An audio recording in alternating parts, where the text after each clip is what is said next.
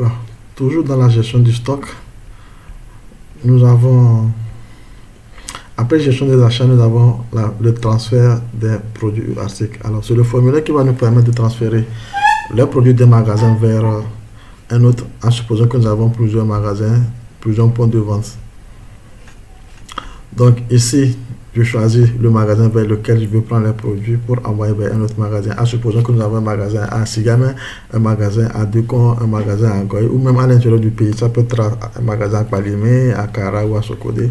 Donc je choisis par exemple le point de vente pour lequel nous avons pris un certain nombre de quantités pour envoyer vers notre magasin. Donc ici, je clique sur le produit et je saisis la quantité qui a été prise pour l'autre magasin. Je mets 4 par exemple. Je clique. Pour chaque produit, vous cliquez sur le produit et vous saisissez la quantité. Écoutez, je mets 5 par exemple, je fais entrer. Je clique juste sur la ligne du produit et je saisis la quantité qui a été envoyée vers l'autre magasin.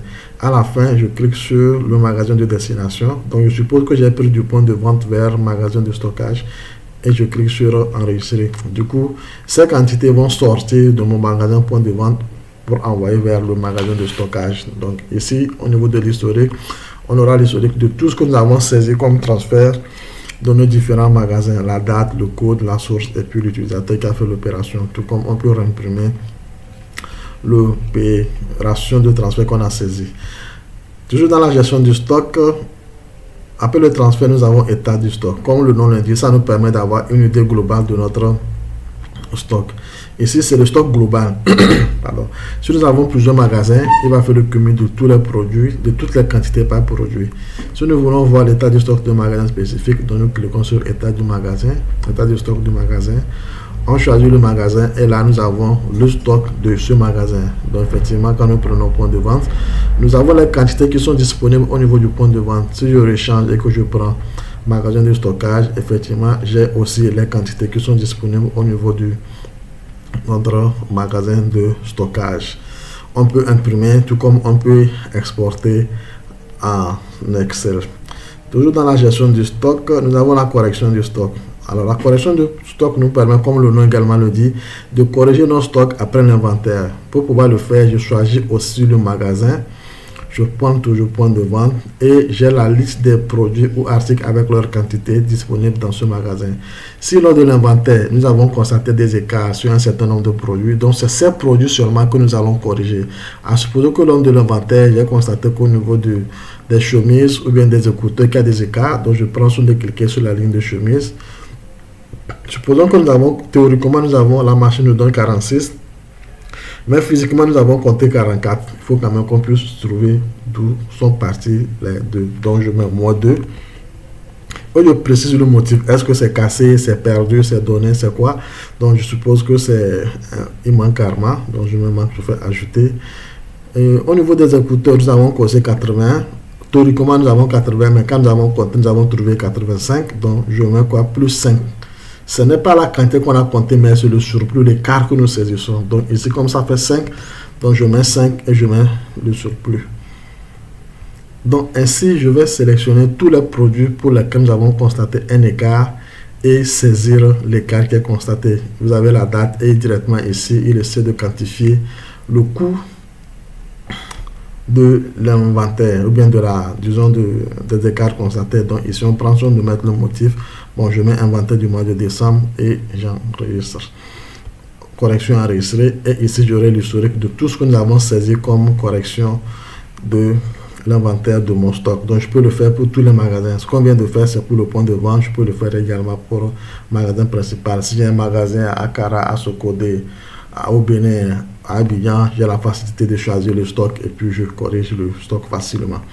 Toujours dans la gestion du stock, nous avons l'inventaire. Alors l'inventaire, comme le nom le dit, ça permet de constater le mouvement des produits au cours d'une période. Ici, c'est l'inventaire global. Comme nous avons la possibilité d'avoir plusieurs magasins, nous avons la situation de tous les magasins. Je définis la période. Je prends du 1er janvier au 30, je fais rechercher et là, il m'affiche en fait le mouvement de mon stock de cette période. Donc la quantité initiale, ce que nous avons acheté, la sortie, c'est ce que nous avons vendu et puis le solde. Effectivement, nous avons acheté 83. Au début du mois, nous avons 0. On a acheté 83, nous avons vendu 56, donc il reste 27. pareil pour chaque produit que nous avons au niveau de nos différents magasins. Ça, c'est l'inventaire global. Peut-être que nous voulons faire, ou bien nous voulons suivre l'inventaire d'un magasin spécifique. Donc, je viens sur inventaire par magasin. Donc, c'est la même procédure. Je définis la période. Je prends toujours la période du 1er janvier au 30 janvier. Et là, je choisis le magasin. Je prends mon point de vente, je fais rechercher. Et là, il me fait le mouvement des produits de ce magasin de façon spécifique. Là, je sais que pour ce magasin, voilà les quantités initiales, ce que nous avons acheté, ce que nous avons vendu et réellement ce que nous devons avoir à la fin de cette période. Alors, autre que l'inventaire du magasin, nous avons la fiche de stock qui permet de suivre les mouvements d'un produit au cours d'une période. Donc, je définis la période également, c'est le même schéma. Du 1er au janvier, je vais voir comment est-ce que mon téléphone, peut-être Smart Tecno, a évolué. Donc, je prends, alors c'est plutôt le 30 janvier. Du 1er au 30 janvier, je choisis le produit. Je peux prendre écouteur et n'importe lequel. Voilà, je peux prendre écouteur et je fais rechercher. Et là, effectivement, il m'affiche les mouvements de façon détaillée d'un produit. À cette date, on saisit, bon, ça c'est un achat qui a été fait. Il y avait 0, on a acheté 90, on est passé à 90.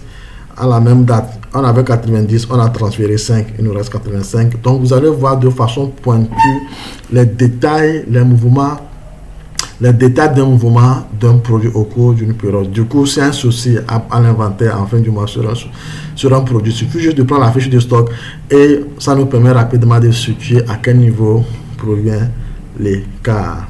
Donc, voilà ainsi présenté les fonctionnalités qui se trouvent au niveau de notre onglet gestion de stock.